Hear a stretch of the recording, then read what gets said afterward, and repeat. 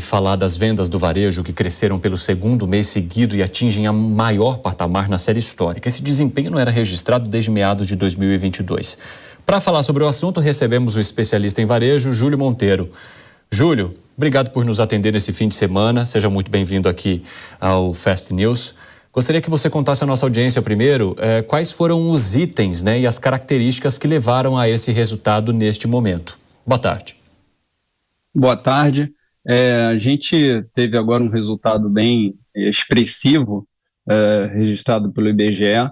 Acho que isso é um ponto bem interessante para o nosso varejo, mas acho que a gente não vê ainda um reflexo tão profundo para o pequeno, médio e até o grande varejista, Acho que a gente está no caminho certo. Alguns setores do varejo responderam muito bem, como alimentação, e a gente vê que essa adaptação após a pandemia, ele tem sofrido um ajuste do varejista, Agora, Júlio, a gente percebeu também um destaque para os artigos farmacêuticos, médicos, ortopédicos. O que esse setor vem indicando e que levou a esse bom resultado dentro do varejo como um todo? Olha, sem dúvida alguma, uma adaptação. A gente vê uma tendência de comportamento do consumidor e os varejistas eles estão buscando atender a essa busca dos consumidores.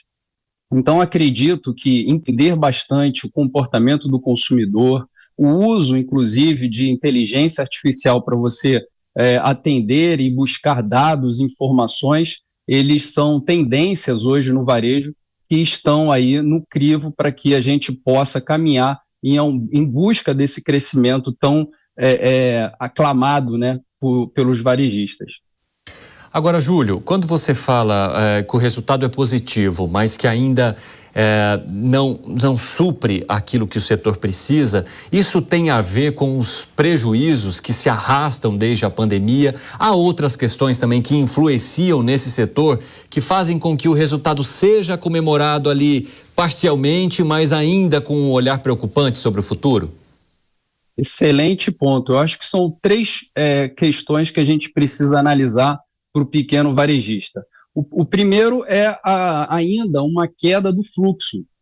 A gente vê, inclusive, bons pontos comerciais sofrendo com uma queda de fluxo, e isso é decorrente da pandemia, isso é uma adaptação ainda de home office, de híbrido. Então, esse é o primeiro ponto. O segundo, eu acredito que está no custo do produto. A gente ainda está com uma inflação aí pertinente, e esse custo aumenta a CMV, e isso lá no final, na última linha, não vai reverberar com tanta felicidade para o pequeno e médio varejista.